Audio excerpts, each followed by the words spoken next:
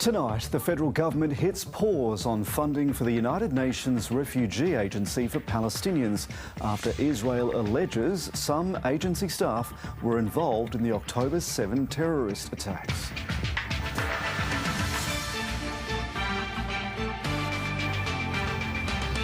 The Sydney billionaire property developer and businessman Lang Walker dies at 78. A famous victory for the West Indies at the Gabba, the tourists beating Australia by 8 runs. Aryna Sabalenka wins back-to-back Australian Open titles, and the nation's country music stars are celebrated at the Golden Guitar Awards in Tamworth. Good evening, Jeremy Fernandez with ABC News Sunday. Australia and 8 other countries have suspended funding for the main UN agency providing aid in Gaza after allegations emerged some staff were involved in the October 7 terrorist attacks. The agency's chief has hit back, describing the funding pause as a collective form of punishment against Palestinians. It comes as a deal edges closer that could see a 2-month pause in fighting and secure the release of the remaining hostages. Anger on the streets of Tel Aviv as Israeli police block the protesting crowds. Mounted officers confront the fury. Some are wrestled to the ground. The protesters, including the families of over 100 hostages still in Gaza, calling on their leaders to resign. They say their government isn't doing enough to bring their loved ones home. We need to bring them back home. Now, we don't have a time anymore. Hamas has released new vision of Israeli hostages filmed under duress in Gaza. 1 nurse and 2 19-year-old soldiers kidnapped on October 7. There is some new hope. US-led negotiators are edging closer to an agreement that would see Israel pause fighting for 2 months in exchange for the release of all the hostages. But until any deal is struck, the misery for the people in Gaza continues. The biggest UN agency providing life-saving relief has come under scrutiny. UNRWA has been forced to sack several members of its staff for alleged involvement in the Hamas terrorist attack of October 7. Israeli intelligence has reportedly produced evidence that shows the UNRWA staff providing use of its vehicles and facilities. The allegations are being investigated, but Australia, along with 8 other countries, has immediately suspended funding for the agency. Foreign Minister Penny Wong labelled the allegations deeply concerning.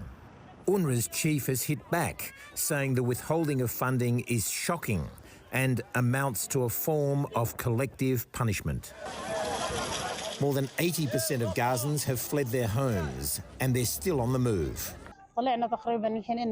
We've been displaced for around 115 days, and now suddenly flyers dropped saying that certain blocks should evacuate immediately. In such weather and with little kids, where can we go? UNRWA is pleading with countries to resume funding, warning a lifeline to 2 million people is being cut.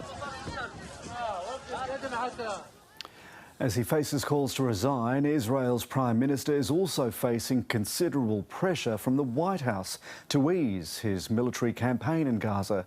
Here's Global Affairs Editor John Lyons. The pressure on Israeli Prime Minister Benjamin Netanyahu here in Jerusalem is extraordinary. He's under pressure from the families of the hostages in Gaza who fear that their relatives could be killed by Israel's saturation bombing. He's under pressure from President Biden, facing re-election, who risks losing the Arab American vote in 3 key swing states. And he's under pressure from the people here, the Israeli public, who are increasingly asking, what is this war actually achieving? Something has to give, and something has to give quickly. Iran-backed Houthis have fired on an American warship in a major escalation of the conflict in the Red Sea. Video has also emerged of a British-linked oil tanker being struck, with the US warning of a broader conflict erupting in the region. A fire erupts on board a British-linked oil tanker after it's struck by a Houthi missile. With 23 crew on board, the Marlin Luanda issues a distress call, with deep concern for its flammable cargo. We had actually lost the hope that we won't be able to fight this fire.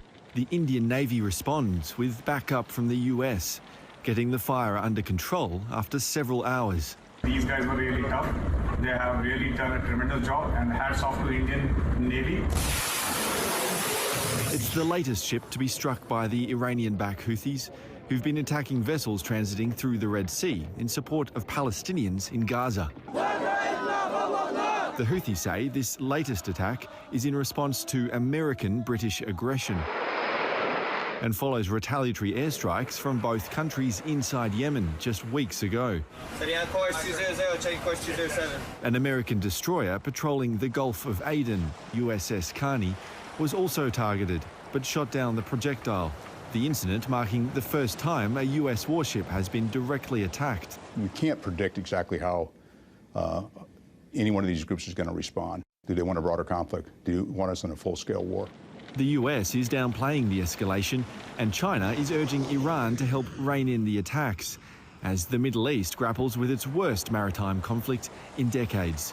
Tom Joyner, ABC News, Jerusalem. People in Germany have taken part in mass demonstrations against the rise of right-wing extremism in the country's biggest wave of protests for years. The marches were triggered by a report that a right-wing party has been discussing the deportation of millions of immigrants, including some with German citizenship. Tens of thousands of people marched in Dusseldorf as Germany marked Holocaust Memorial Day. Demonstrators say they're looking to rein in support for the right-wing AfD party, which is currently polling in second place nationally. A neo-Nazi group gathered in Sydney today for the third time in as many days. About 20 men dressed in black arrived at Artarmon Reserve in the city's north around 9 o'clock this morning. They were dispersed by police a short while later. Police say public safety orders have been issued to some members of the group, banning them from entering several local government areas across Sydney until midnight. It follows another similar incident on Australia Day. Officers intercepted a Sydney train after more than 60 men boarded carrying a neo-Nazi sign. The Premier says those involved will be publicly exposed. The police have the ability to unmask you, so in front of your family, your friends, your employers, co-workers, you'll be exposed as a massive racist. This is obviously distressing for many people to see this fascist, ridiculous behaviour on New South Wales streets. I've never experienced this. I've lived here for 11 years. Never ever experienced this kind of thugs in my community. The Prime Minister is confident his revised Stage 3 tax cuts will pass Parliament without any more tweaks. People earning between $45,000 and $150,000 a year will get an extra $800 annually compared to the previous plan. Those on $200,000 will still get a tax cut, but it'll roughly be halved down to $4,500. The changes still need to pass Parliament. Discussions are underway with the Greens and the crossbench. This is our plan. We will put it to the Parliament. We're putting it through. We will put it first to the House of Representatives. We will put it to the Senate. And I'm very, very confident that people will look at the two plans which are there. Another 2 people have died in New South Wales waterways this weekend, with a 42-year-old male paddleboarder found at Lake Wallace near Lithgow this morning. Police have also retrieved the body of a 35-year-old man who was killed after jumping off a popular waterfall on the state's mid-north coast. The man from Queensland had been diving with about 6 friends at Danga Falls near Dorrigo yesterday when he failed to resurface. Police divers found his body this afternoon. A number of people have died at the 30-metre high falls in the past. It is extremely dangerous to be jumping off those falls. You never know what's underneath, especially with this current rainfall we've had in the last week. Exposure to logs, rocks that you just can't see from the top is a very high risk. The property developer Lang Walker, who's credited with reshaping Australian skylines and post-war suburban living, has died. He was 78. He transformed his small family firm into a multi-billion-dollar enterprise, putting his stamp on major urban precincts across the country. Ethan Ricks reports. Paralleled vision. A property tycoon with a long-lasting legacy across Australia. There is really not a city or a state across the country that hasn't been touched by his innovation. Lang Walker founded the Walker Corporation 60 years ago. It would become one of Australia's largest privately owned property companies, completing more than 1,200 projects. Urban transformation is something that's not new to Walker Corporation. Sydney's once derelict. Most notably in Sydney with the picturesque Woolloomooloo Wharf and the $3.5 billion Parramatta Square. If it hadn't been for Mr Walker, Sydney would be a soulless, barren wasteland of a place. He built commercial buildings in Melbourne, the largest master-planned community in South Australia, and even a luxury resort on his own private island in Fiji. He fostered close relationships with leaders, donating millions of dollars to political parties, and lobbied governments to receive approvals, like for the development on protected wetlands at Toondah Harbour in Queensland. In a statement, Mr Walker's family said the 78-year-old passed away peacefully at his Sydney home on Saturday. Our hearts are broken by the loss of a great man who changed the lives of so many people. He was awarded an Order of Australia in 2015 for his philanthropic efforts, while New South Wales Premier Chris Minns thanked Mr Walker for his contribution to the state. Lang Walker is survived by his wife Sue, 3 children and 10 grandchildren.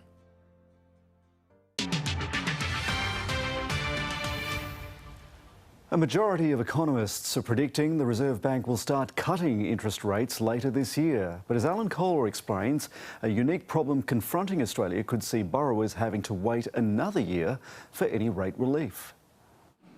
The big economic question for 2024 is whether the Reserve Bank will start cutting interest rates this year. Futures market traders and most economists think it will. I'm not so sure about that, but what does the RBA itself think? Well, its most recent economic forecasts assume that interest rates will be 1% lower than they are now by the end of 2025. They don't say when that process begins, but I'd say we're talking next year. So what were those economic forecasts for the end of 2024? Inflation, 3.3%, down from 5.4. Unemployment, 4.2%, up from 3.9. GDP growth, 2%, down from 2.1. Now, if the Reserve Bank thinks it's going to make those numbers by the end of the year, there'll probably be rate cuts. If they don't, there won't be. It's as simple as that. What's not so simple is Australia's unique problem. Although the Reserve Bank of Australia has hiked interest rates less than the US and the UK, our mortgage rates overall have gone up much more because we've got more variable rate loans than anyone else. As a result, there's been a huge increase in the number of Australians going backwards. Meanwhile, our population is growing faster than anyone else's, creating the illusion of economic growth, even though there are plenty of people having recessions of their own. So Australia's interest rates will be cut less than most countries. But look, we'll get inflation down without a recession, and that's rare and good, as long as you're not one of those having a personal recession. 18 months after cannabis was decriminalised in Thailand, the new government there is promising to end its use for recreational purposes. Authorities want to restrict it to only medicinal applications, releasing a draft bill which outlines hefty fines and prison sentences for offenders. Doctors there are welcoming the move, but the owners of the thousands of dispensaries that have sprung up and the farmers who supply them are worried. As Southeast Asia correspondent Lauren Day reports, many say it's too late to put the genie back into the bottle.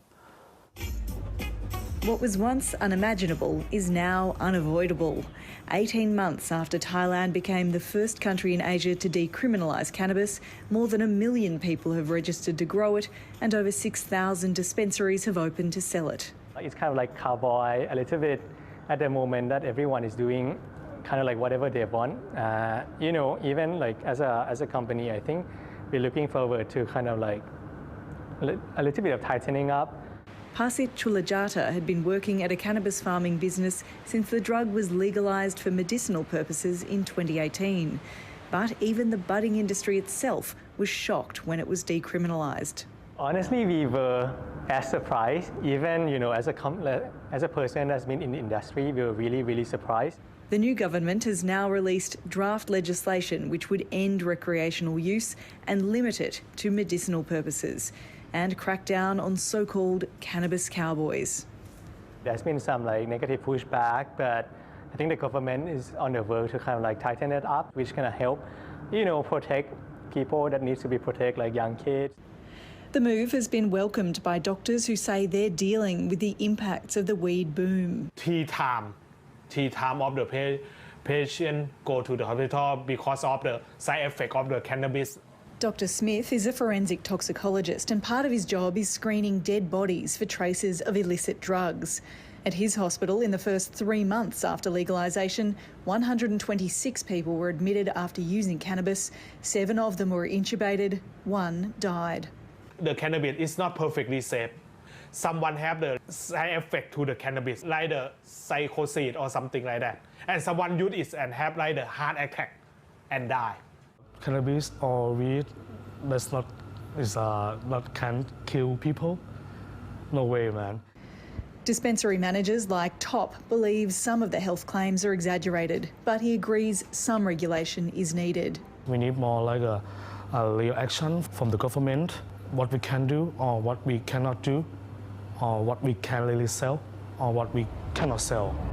It's hard to walk down the streets of Bangkok without seeing or smelling this booming industry. It was estimated that by 2025 it'd be worth about 2 billion Australian dollars, but it's unclear what these new regulations will mean for business. I think Thailand has come quite a bit too far, for everything to go back, and I think the government kind of know that as well. And I think we can do really well, to help to use cannabis as to boost the economy. And I think they also know that. Top says his business will comply with any new laws, but it's too late to put the genie back in the bottle. It's about the love, about the passion, and then about the sharing. If you are the real smoker, if you are you call the cannabis lover, you will know what I'm talking about, my man. You will know, brah. The Thai cabinet will now assess the draft legislation and public submissions before the bill goes before Parliament. Lauren Day, ABC News, Bangkok. The biggest names in Australia's country music scene and their fans were all in one place last night. Tamworth. The industry's Night of Nights marks the end of the 10-day-long country music festival.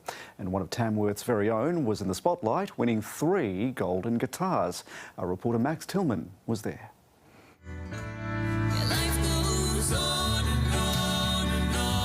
It's the pinnacle of Australian country music, capping off 10 days of boots, bluegrass and bush ballads. Between the future and the past. The best of the best dusting off their akubras, and some donning double denim for the 50-second celebration. For Tasmanian berry farmers Nick and Tom Wolfe, the big night ended with 3 gongs, including Album and Duo of the Year. It's enough for the brothers to share around. The Wolfe Brothers! It's amazing. I'll have to put a mantelpiece in now. But it was one of Tamworth's homegrown talents, Felicity Urquhart, who attracted the biggest cheer on the night. She claimed 3 awards for her collaboration with her partner Josh Cunningham. Their hit Size Up, named Song and Single of the Year. It brings her golden guitar count to 16. There's a whole shelf at home with a bunch of these and I've never actually touched one. This is the first time for me. You could dust them occasionally. Max Jackson claimed Best New Talent, beating out a strong pool of up-and-comers.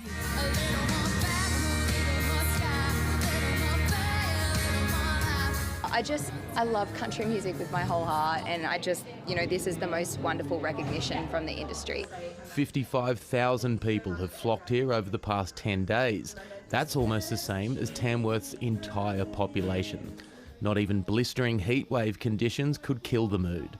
The festival is expected to bring in more than $50 million in revenue to the region, and as the stages and stalls are brought down and the artists and buskers begin to pack up, Tamworth is already gearing up to do it all again next year.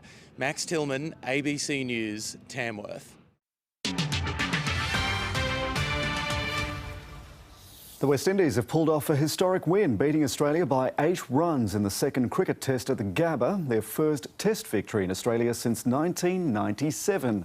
Second gamer Shamar Joseph, playing with a foot injury, tore through Australia's batters, taking 7 wickets as Australia was bowled out for 207. Steve Smith carried his bat for the hosts, finishing unbeaten on 91. After Australia lost 2 wickets late on day 3, day 4 was set for a fascinating tussle. The hosts requiring 156 runs, the West Indies needing to take 8 wickets, assuming the rain stayed away. The tourists kept the scoring down in the opening half hour, but then things loosened in the field. Oh no. In humid conditions, Steve Smith and Cameron Green received numerous drinks. More drinks.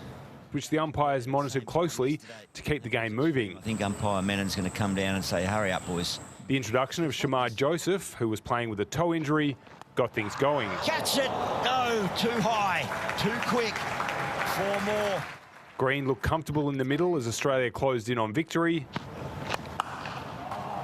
That's a classic straight. Until Joseph cracked the door open for the tourists. Oh, Bo, that's a ripper. That brought Travis Head to the crease following his first innings golden duck.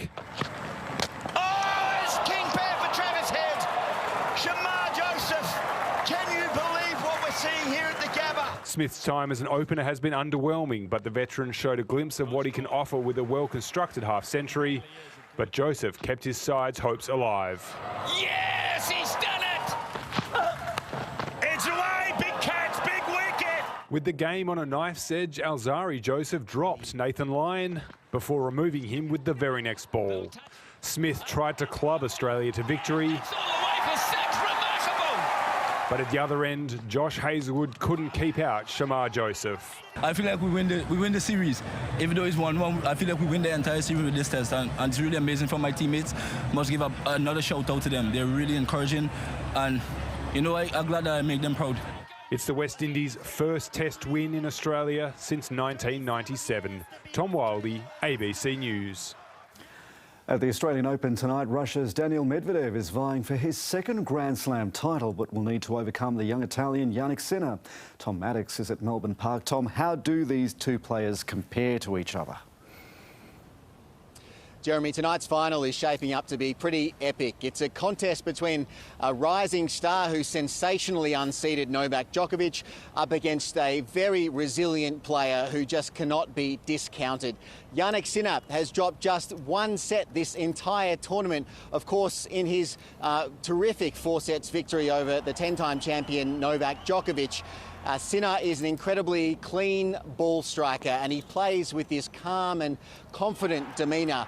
Jeremy, this is his Grand Slam final debut, so a win tonight would be another step for this new generation of men's tennis.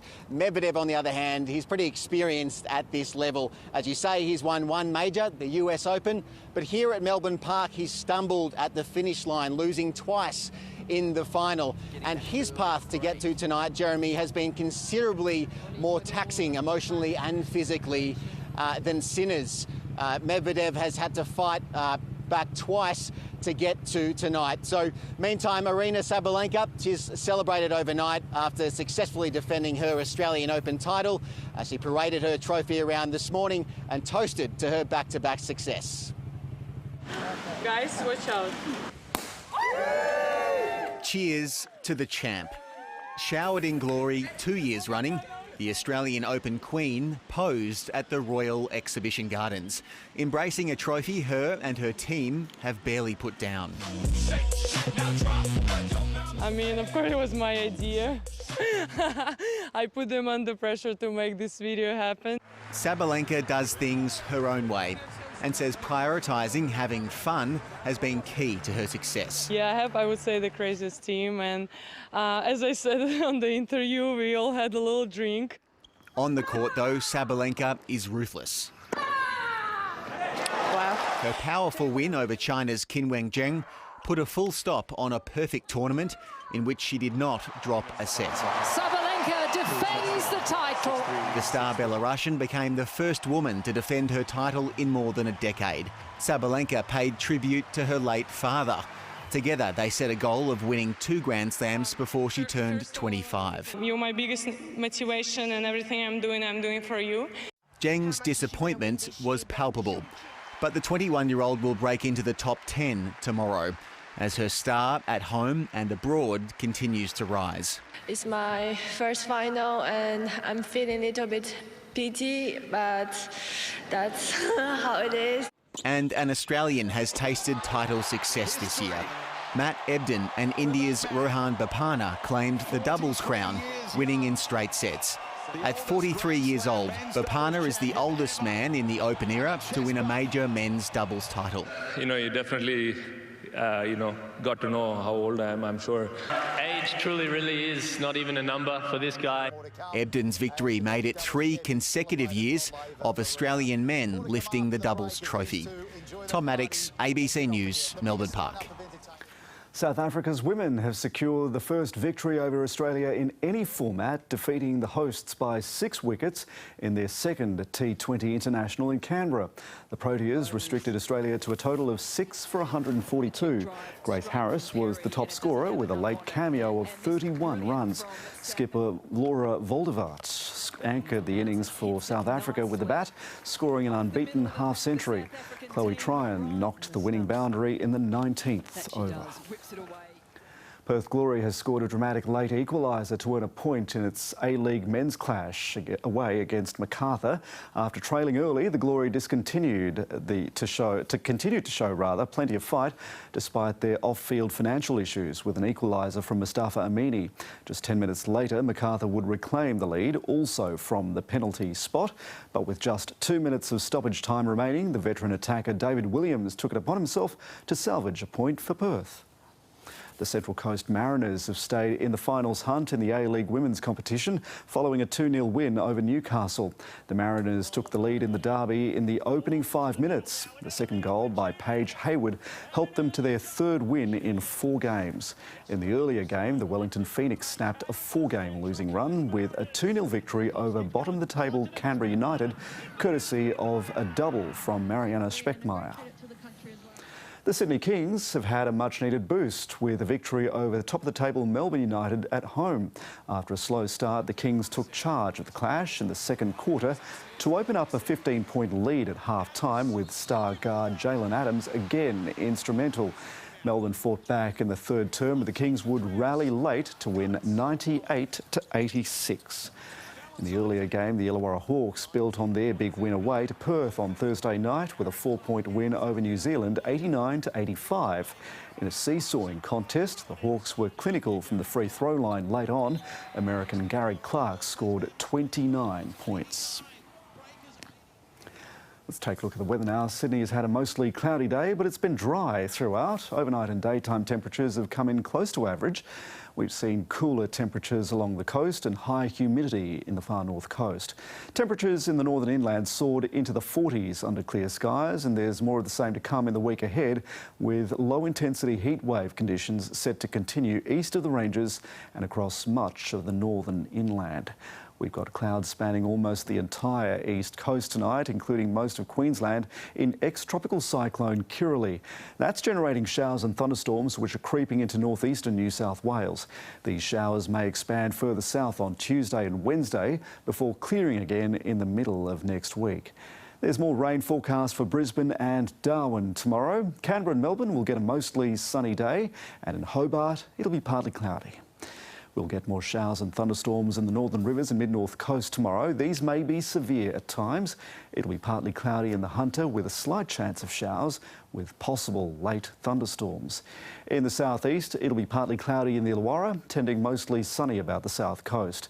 It'll be fine and mostly sunny in the remainder of the state, with daytime temperatures slightly above average. Winds will be southerly inland and north to northeasterly along the coast, where they'll be fresh at times. It'll be a mostly overcast day in Sydney tomorrow with a slight chance of showers. Overnight lows between 18 and 21, tops between 27 on the coast, 29 in the city and 33 in Penrith and Richmond. The sun will rise at 12 minutes past 6. By Tuesday, there's a high chance of showers in Sydney, most likely in the morning and afternoon. These are likely to continue into Wednesday and then ease by Thursday. After that, temperatures are likely to surge again in the approach to next weekend. And that is the latest from the team for this ABC News Sunday. Enjoy the rest of your evening.